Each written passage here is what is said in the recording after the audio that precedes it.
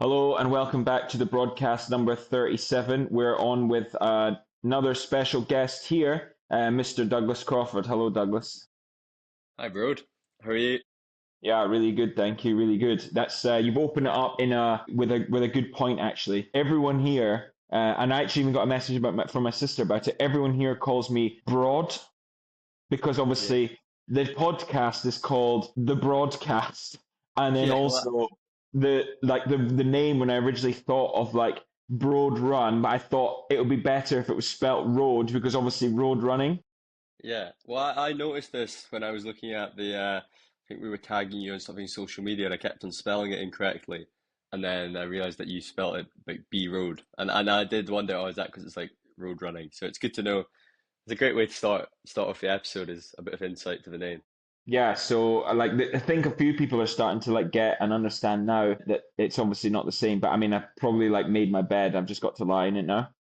Yeah. I We've guess yeah, I sorry, go guess on. it's sometimes normal to spell names differently in different countries. So there you go. Yeah.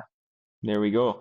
We got you on. We've got a super. I think you've got a good, interesting background in endurance sports, and I've got some like questions about some different things you've done. But tell me a little bit about what you're doing now and what your current role is, and just a little bit about yourself. Yeah, so my background was always in sports psychology, sport and exercise psychology. So I did an undergraduate degree at the University of Bath in psychology, and before doing a master's in performance psychology at Edinburgh. And then I was training to do, or I was doing my doctorate as a trainee sport and exercise psychologist through in Glasgow, where and I worked across various different roles. One of them at Omnia Performance with Fergus Crawley, which is much more in the endurance and hybrid space. I also had a role at the University of Edinburgh, working with some of their performance teams, as well as doing some voluntary stuff down at Mel's Rugby Club, which is now where I'm working. And so an opportunity came up at the club as part of the Super Series competition here in Scotland, the semi-professional rugby league. And at the time, Mel's Rugby Club in the Scottish Borders had a franchise called the Southern Knights, and a position came up as general manager. So it was slightly different to what I was doing as a sport and exercise psychologist. But I was looking for a change at the time, and the opportunity really interested me. So I went for it, and I was successful in that. So I've now been here at the club as general manager since February last year. So just over about a year and a half now. I started off as with the Southern Knights, who are sadly no longer with us, and the franchise actually finished. I think I started on the Monday, and by the Wednesday, it was I was told that it was finishing up, so I thought I'd taken just a summer job. But I was very grateful the club, Melbourne Rugby Club, took me on post the Southern Knights in about June. So just been with the club for a year now. My first season done and dusted, and we're just preparing for the next season now. So How does that pivot away from your sport role? So are you still doing your like doctorate, or have you decided to not pursue that anymore? not at the moment. I put that in the back burner. It's definitely something I'd love to go back to. It really interested me, the sport and performance psychology. It's something people always say, oh, they use it every day, but I generally do think I use it in some shape or form every day in my job. And also, just by being someone who loves sport and loves running and has other interests in that space, it's always applicable when you're watching it on the TV, when you're having conversations like this. There's always interesting insights from my education and background that can apply. But yeah, I think You didn't do a doctorate just so that if you were ever on a plane and someone says, "Is there a doctor here?" you can like put your hand up and say, "I am." that was my go-to joke. I thought I'd maybe told you that, but I used to always joke if someone was ever someone was choking or something like that. I could ask them how they felt about their choking. I couldn't really do anything, Yeah. but I could make sure they felt okay whilst they were choking on the Talk them plane. through talk them through the process. I think Yeah, that's yeah, so interesting. It's something that like obviously I'm like learning myself about obviously the human approach and the human side to like sports performance. But like, what do you think was your like biggest takeaways, lessons, and learnings that when you did the Omnia performance stuff? which is like, I would say, directly relatable to probably most of the people who are listening to this. Like, what would you say was the biggest sort of stuff you took away from this? Yeah, the endurance or that sort of ultra running distance, it was something, things like Ironmans and triathlons. It's something I've never really done. The longest run I've ever done was a marathon. And I think just the insights in terms of the coping strategies and techniques that different individuals use to get through such challenging and long events is really interesting. I was always fascinated by that sort of research when I was doing my degree around, how people deal with really difficult, long, enduring events or challenges. Just interesting things like, how powerful a tool humor can be. I think we've probably all experienced like when things are really tough or you're doing a hard session and someone actually comes out with something quite funny, and it might not seem funny in any other context, but at the time it makes you It's almost laugh. like Gallo. It's almost like Yeah, absolutely. Some really interesting research, especially in the armed forces and that side of things, that shows how powerful and in the darkest of times humor can be. So I think, yeah, the coping strategies individuals use to get through endurance events. I think also the other big one, and I'm working just with a few clients around who were doing maybe training for an Ironman or an ultra endurance race, was they're not doing it in isolation. They're not professional athletes. That wasn't the only thing they were doing. So the big thing we spent a lot of time was working on that. We always call it work-life balance or whatever you want to call it, but actually being able to manage your training schedules within your working life, your family life, and how all that fits together. Because it is, as you'll know, with endurance sports, it's very time demanding. So being able to manage your training times within a busy work-life schedule can be really difficult, but it's obviously something that people are very passionate about, and it's finding ways to make it enhance what you do Monday to Sunday rather than take away from that, which isn't easy. yeah, for sure. Often the sessions or what I was doing with clients was just giving them a space to talk about the challenges within that, because I wasn't there to provide solutions or tell them how to manage your time. It was more to give them a space to find their own answers. Yeah, find out. Yeah, just have a bit of time to deload all that stuff that's going on. I wonder this, just a thought that I had when you were speaking there. Like, there's in the modern day, like, you follow people on social media, and how many people do you follow that are potentially doing something like amateur endurance athlete or something, but they're doing it full time. They're making content, they're doing that kind of thing. And then when somebody sees like someone like myself, where they say, right, you're not actually doing a proper job, which I would argue that I am, but if maybe they see you out running, swimming, cycling, doing that, and they're like, well, I work in a bank. Like, I'm sitting answering emails, and then like there's almost a mental thing of being like, well, all those other people are doing this. Like, why am I still grafting away? My passion is just as passionate as you are about triathlon, but why don't I not get to do it full time? I guess, did you ever come across anyone who thought that? Yeah, definitely. So you do actually have a job, do you, bro? I thought you just ran all the time. No, exactly. My job is to coach people at endurance sports, which is a No, I'm valid job. no, I'm only joking. I do enjoy it. It's usually when I wake up and I see you've been out in the sun running and cycling, and it's chucking it down with rain back here in Scotland. So I am envious of that. But you make a really good point. They always say comparison is can start the downfall to a lot of things. But yeah, something. Hmm. Yeah, like you say, people will see what other people are doing and not maybe appreciate the demands or how they're managing their time or how they're fitting it into their work. It is, yeah, it's tough because everyone wants to excel in everything they do, but it's understanding that we are limited in what we can achieve, and I'm sure the people that will push that and challenge that narrative.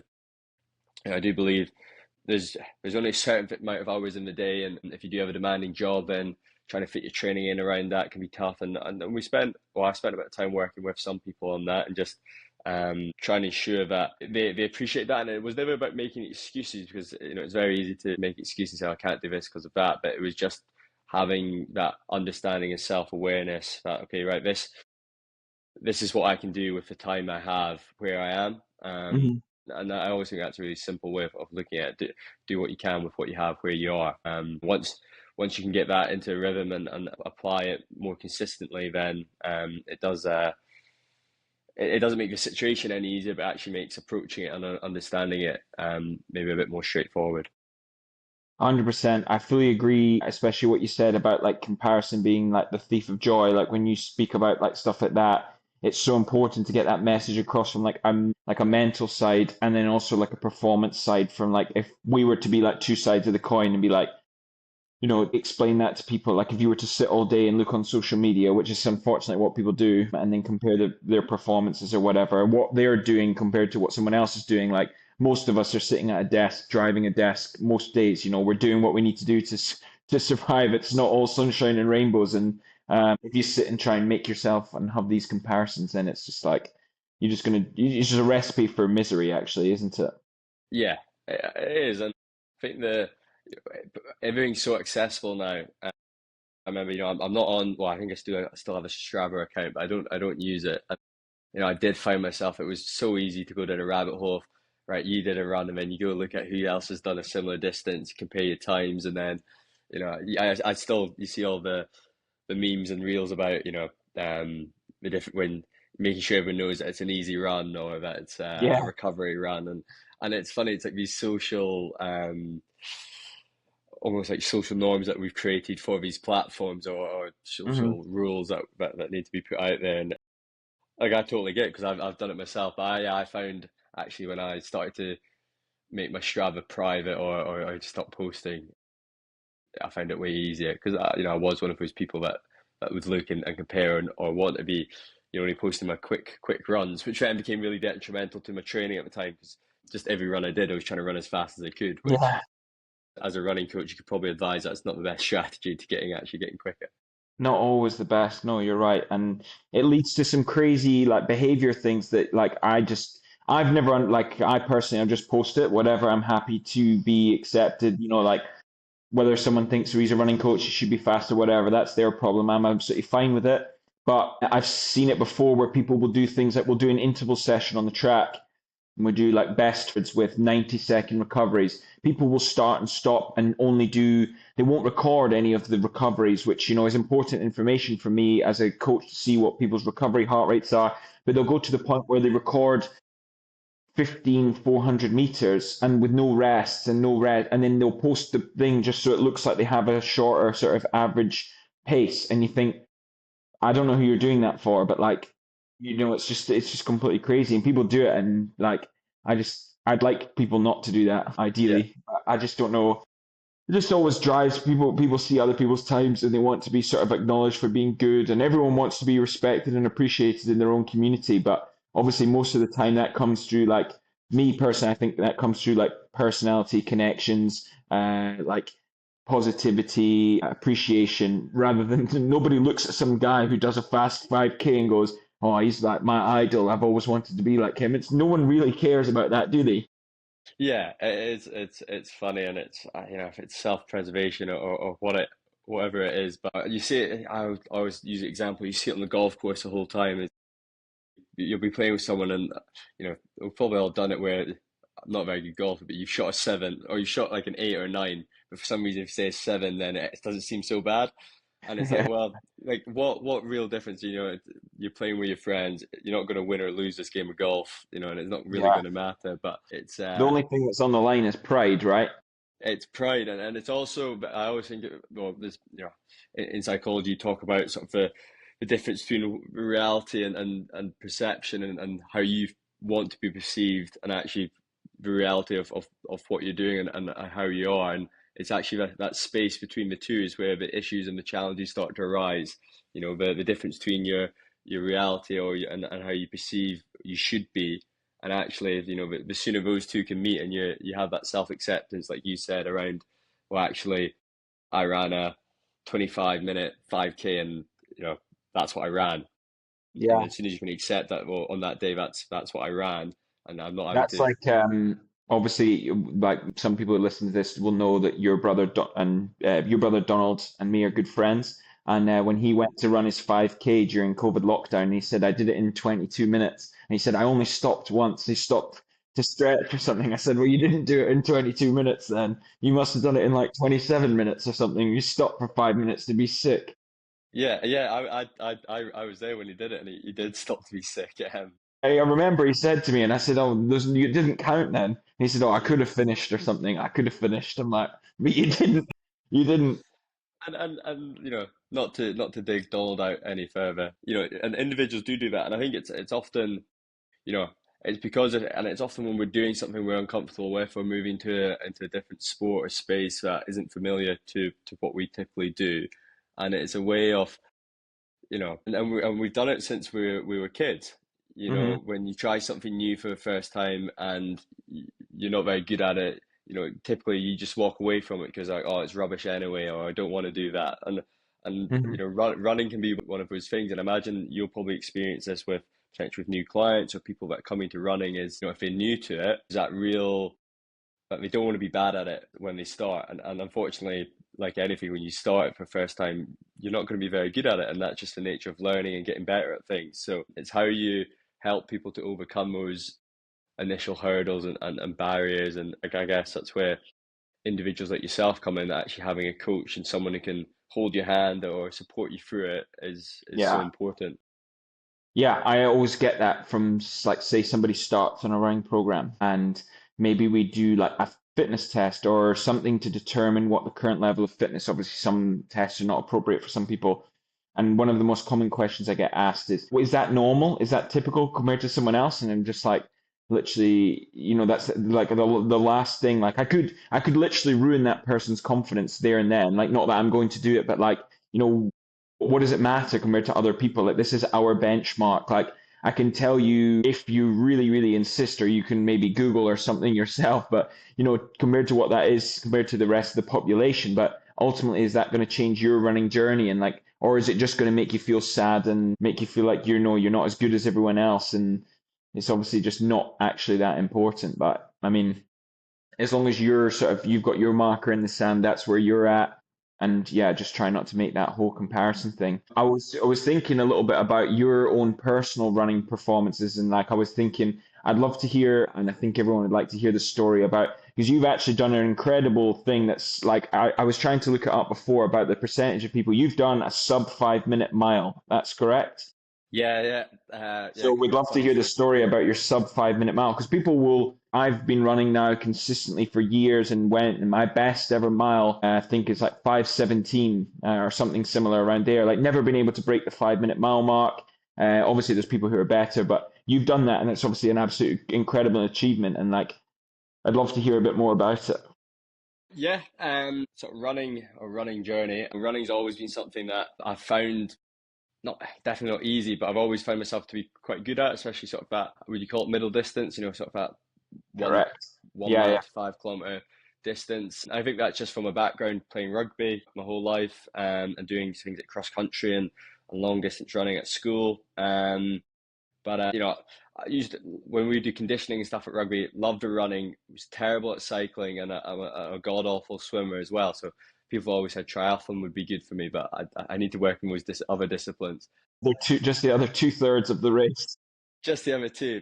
Running was, I used to love. I was one of those weird people that loved doing like the fitness tests at rugby.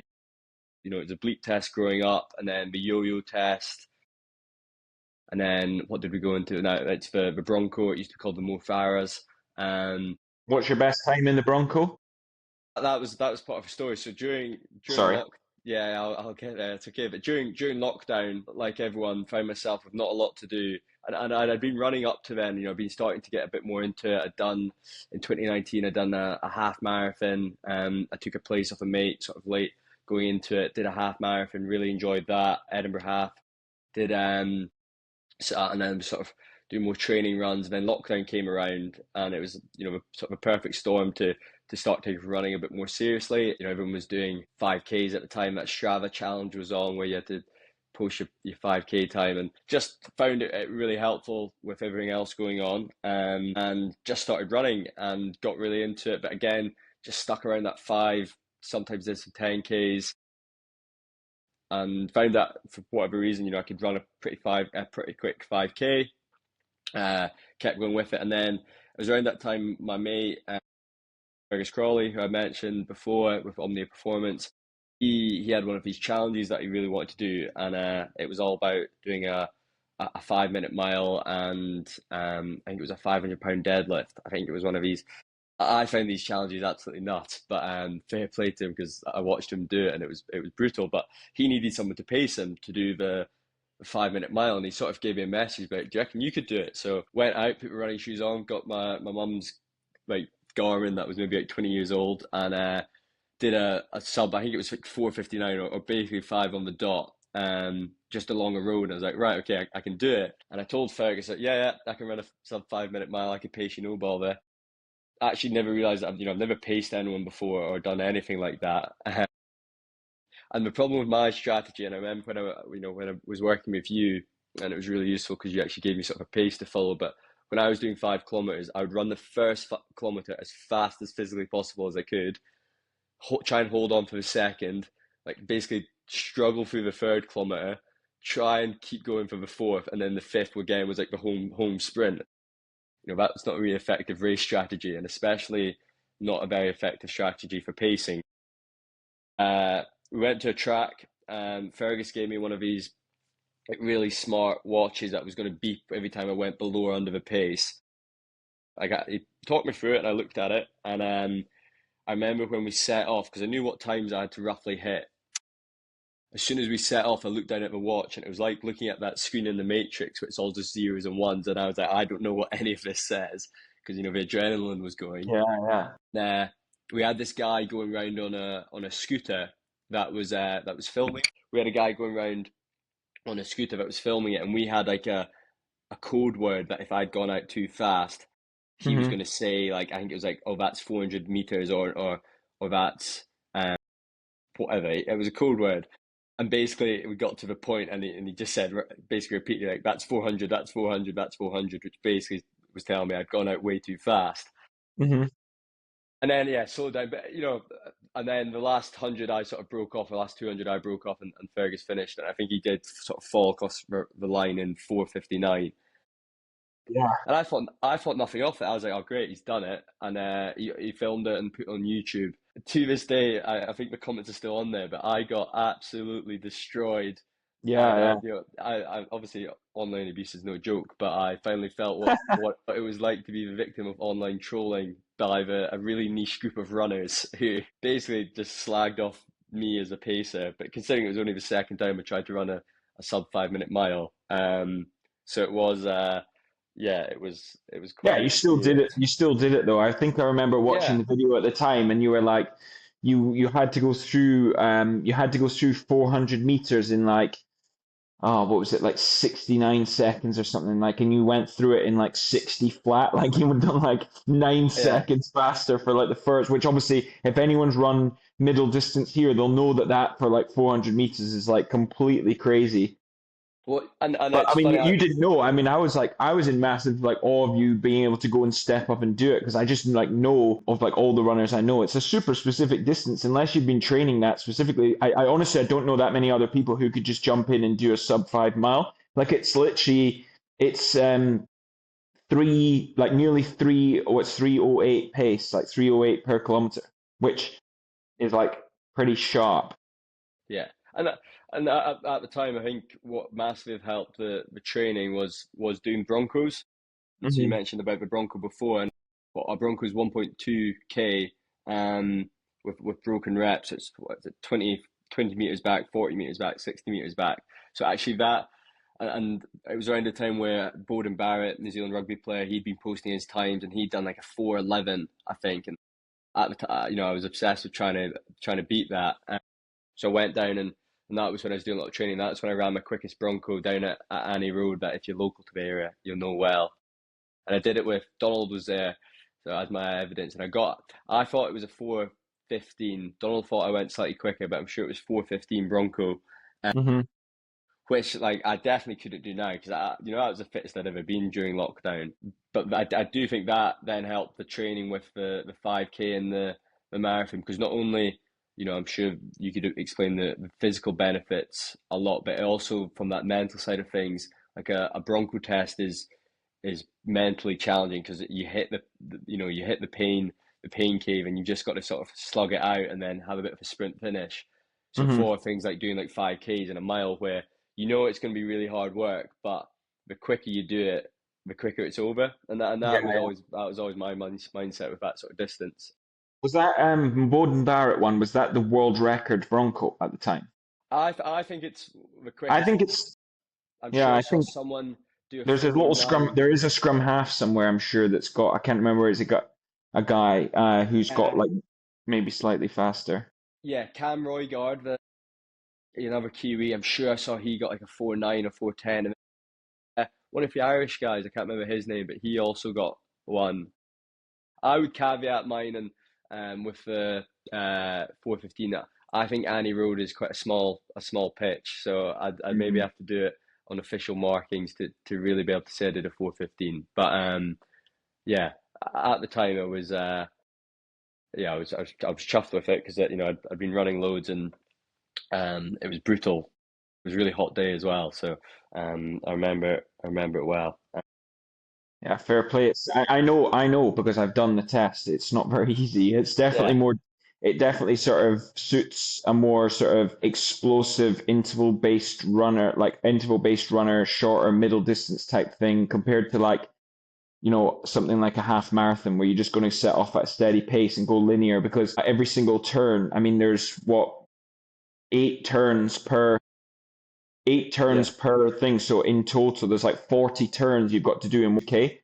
yeah, And I'm sure the running community that are listening would probably not accept that. They probably not have any of it. Sometimes if there's a yeah, slightly too sharp bend on a course, and when you hear all the complaints of people. So yeah. I think that's the hardest part about a Bronco is the change of direction. I think that's where why it helps me is because it's that initial push off the line that if you get that right, then the rest is you coast to the line and then you turn again. But I find the older generation or the older ones that listen to this will remember the bleep test. I don't know if they still use it or the beep test or bleep test, whatever you call it. The things with like the bleep test and the yo-yo test, I always found way harder because the better you did, the longer it lasted. yeah, yeah, yeah. Whereas with a Bronco, the quicker you do it, the quicker it's over, and that's always a big incentive for me.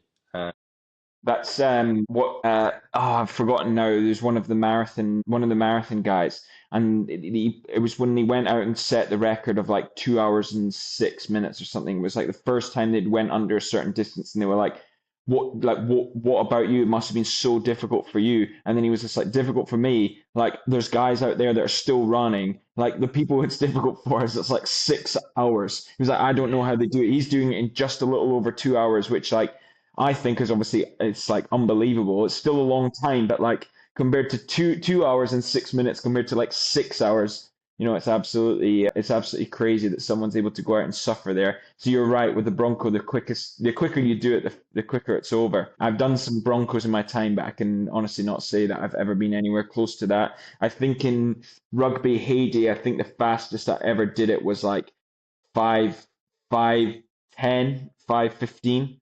Yeah. Um, I'd be interested to do it and come back and have a go at it when I come back to Scotland in the summer and see what I'd be able to get. I know that it wouldn't be that it wouldn't be that good, but it would be interesting to see just the different type of fitness.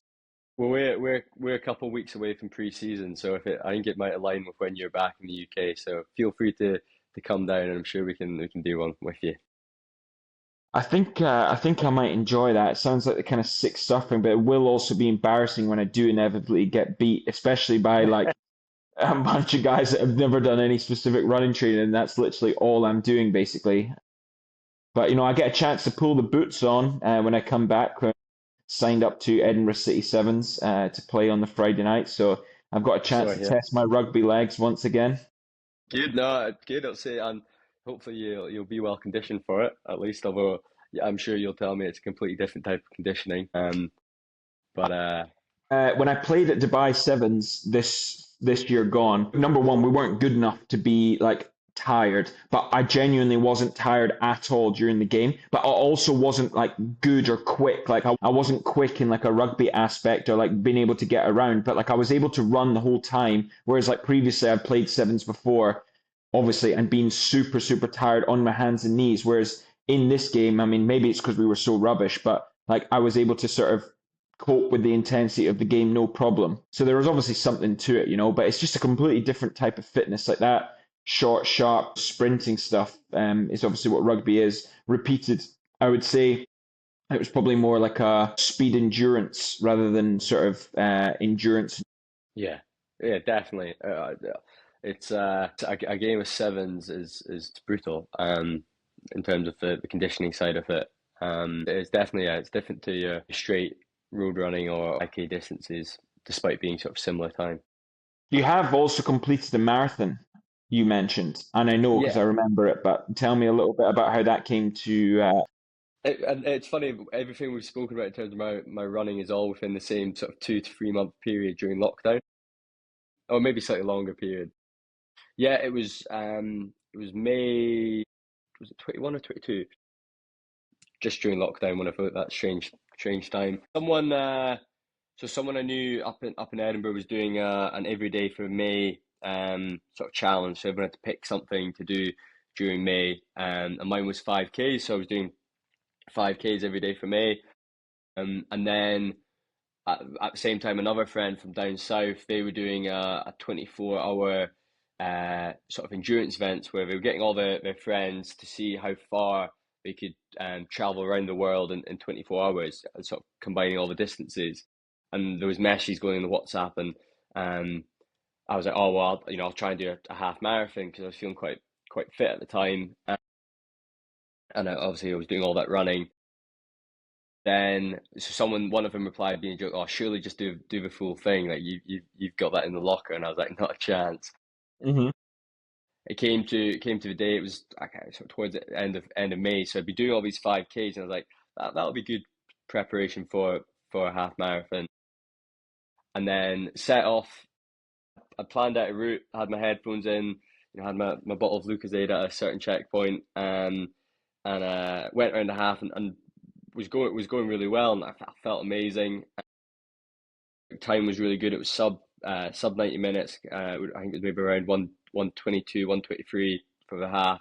And then around halfway, I was like FaceTime with my mates. I was like, you know what? I feel really good. I'm going to keep going. I'm going to do the full thing. I was like, this is going to be great. Literally got to mile, I don't know, like how many miles and a half again? Is it 13? 13 miles for a Yeah, half marathon. yeah. So got to mile like 14, and I immediately was like, this is a terrible idea. Legs just gave way. I was like, this is going to be like, this is horrible. Like, what am I doing? But I'd obviously told them Hmm. I'm gonna do a full one. Then the headphones died, ran out of any water or fluid, so I had to, I call mum and dad, be like, all right, can you bring me down a juice or something? Hmm. Got like struggled my way through it, and then got at the time I was pretty good at figuring out how far away I was from home, and I was trying to finish at home, but I knew I was going to come up a bit short, and the route had gone to plot by this point, so was running around just like anywhere. The knees were in absolute bits, so I ran down to the rugby pitch, the Annie Road, the back pitch, and just started doing laps of the rugby pitch just to try and get through the last sort of few miles. And then I was like, looked at my watch, I was like, okay, should be okay to get back. Started heading back. So by the time I get to the house, I'm going to still be short. So did a few laps of Gattonside, one of the local villages, and then right got home and got it pretty much within the distance. And yeah, it was towards the end. It just wasn't very enjoyable. First time doing a marathon. I will say like I don't know how accurate the watch or the phone that I used at the time was. So I probably need to do an official marathon to really tick off the box and say that I've done a marathon. Is it in the future, do you reckon? Well, that I would love to do one with still trying to play rugby and stuff. It's tricky to fit it in. Mm. But what I am slightly annoyed is like I always thought in my life I'd do one marathon, and I hope I've not wasted it doing it on the back roads around the borders in the pissing rain, by myself with like little to no atmosphere. Um, I'm sure you've got another one in you. I mean, well, that going to do an official race will just be so much better. And then yeah, obviously to have like maybe the knowledge you have now, like you're saying you did it with like a Lucozade or something, whereas obviously you'll probably listen to, I mean, you told me you're an avid listener to this podcast and you've listened to all the yeah, episodes. So you'll know that I'll recommend sort of anywhere between 40 to 120 grams per hour of carbs. If you're knowing that that's a consumption of, depending on your body size, obviously you potentially have had one Lucozade, which is 30 grams of carbs, which is possibly enough for half an hour, and you probably went out there and done it in, 3 hours and something, was it? Yeah, I think it was just under 3.5, which I was still I was absolutely buzzing with. I was chuffed. I think yeah, with again pacing and absolutely if I was doing it like I'd love to. I love seeing when people go out to Rome or Boston or these amazing places to do a marathon. I think I would love to do that. But absolutely I would, and this isn't a plug, but I would absolutely go to someone like yourself and say, plan it Hmm. out with me and ensure I'm doing it properly. Because that was my one regret is like I finished it and I was like, if I'd actually maybe applied myself and had a plan and trained properly for it and with some, you know, correct nutrition and my 120 grams of carbs or whatever you were saying, Yeah, it would have been a much more enjoyable event. So, um, I definitely maybe once I stop playing yeah, or I have an exactly. opportunity to, I'd love to do it proper and like really go after it and see what time I could get. I think again, yeah, having a coach or someone to sound it out with is so important.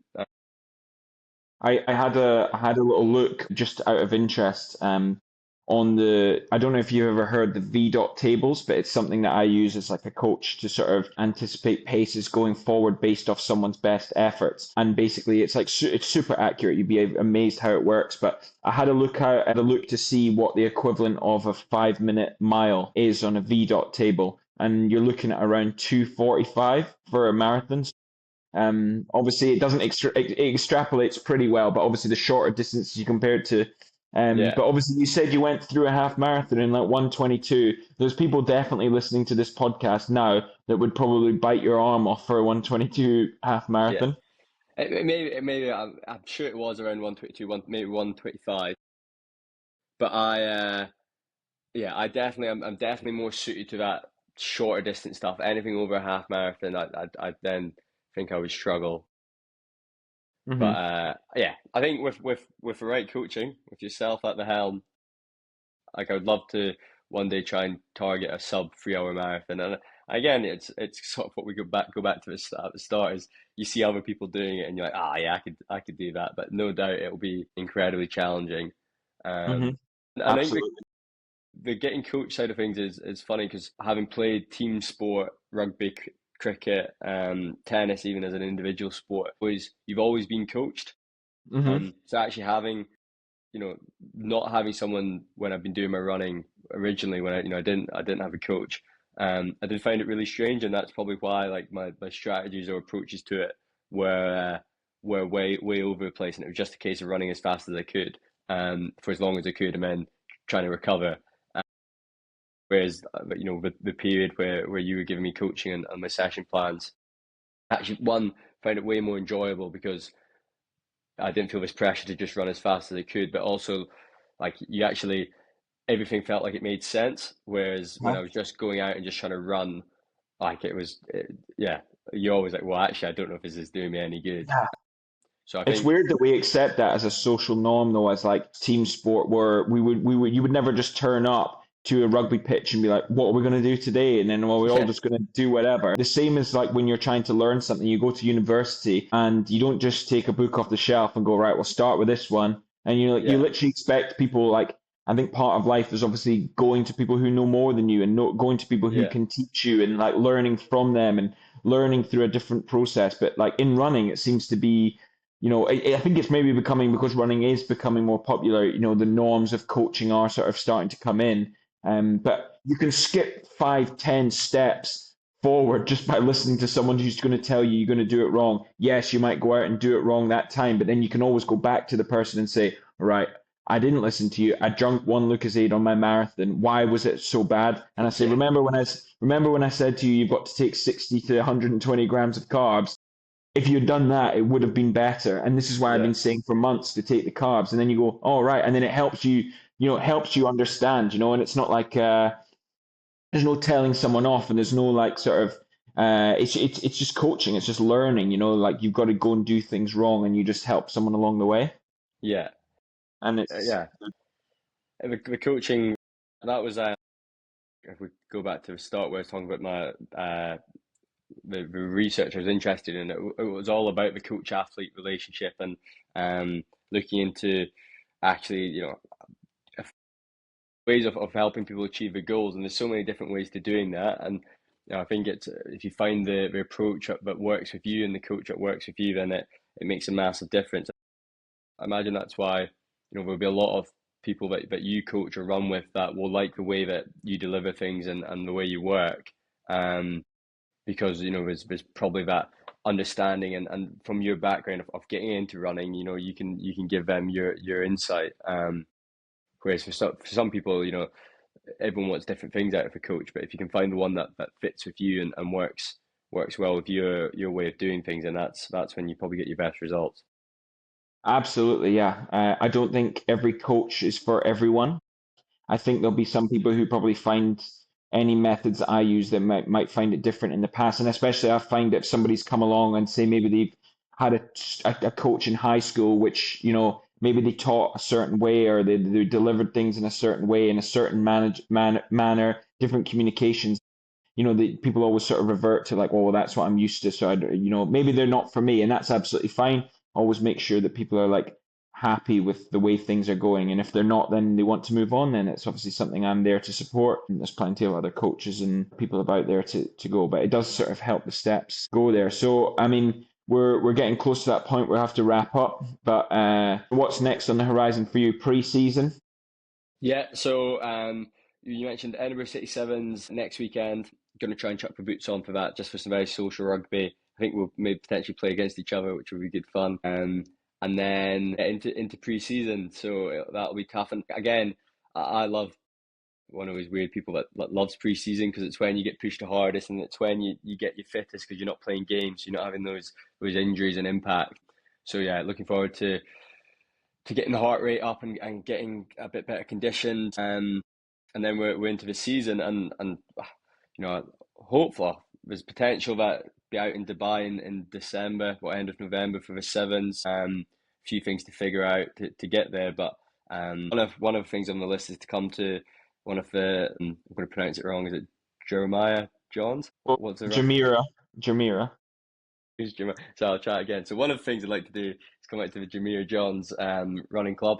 I'm an avid follower, so to actually I'd love to do one of those sessions because running around in the borders by yourself is not always that much community or good feel to it. But I do like seeing the community aspect of a run club, and I think that's why I like pre-season because it basically just comes out one big run club because you're just Yeah. running up and down a pitch, and yeah, there's some rugby involved. There's something again about like working hard and everyone knowing that this sucks and it's really difficult, but doing it together, like that's a good feeling. I do enjoy that.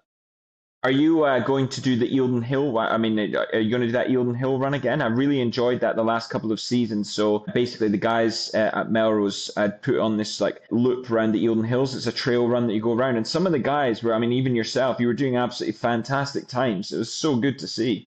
Yeah, King of the Eildons. I don't know if it's in the plan. I assume we'll be doing it and just not getting told again. Is Yeah, it's great, and it's saying the Eildon Hills in Melrose are iconic. You can't miss them when you come to the place. So to have that sort of connecting the town to the team and actually taking on the climb is brilliant. It's a great day out. It's good team bonding. You have a few beers and barbecue afterwards. But yeah, we did it last year. It was my first time doing it and actually properly trying to run up the Eildons.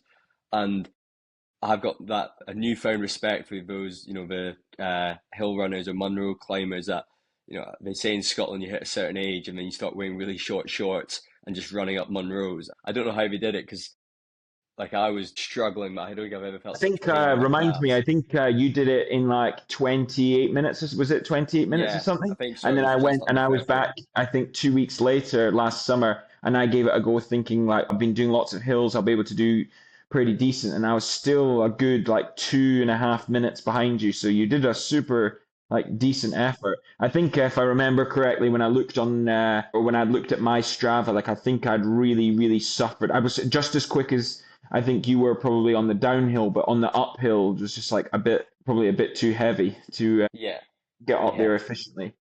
Yeah, that I remember because the I don't know to go into too much detail, but it was a route. And again, it's sort of my strategy to running is you go up and then you go along. And I was like, right, if I can do the up and along just as fast as I can, then like the climb, it'll suck. But, as long as I stay in front of everyone, I'll win it. So did that. And then the downhill, it was just like, probably as you found, is you just let your legs go and you try not Yeah. fall over. I think So it's one of the worst. Like people get so scared and like they think they're going to get injured, but actually, like the best thing to do is like pretty much just let gravity do its work, and like your legs like not going to not go in front of you. Like, you just trust your body. You know what you're doing. sick. But it's really interesting. I hope that that can maybe happen when I'm back this time. Obviously, a cool thing to do, and looking forward. Hopefully, I'm able to get into a couple of pre-season sessions.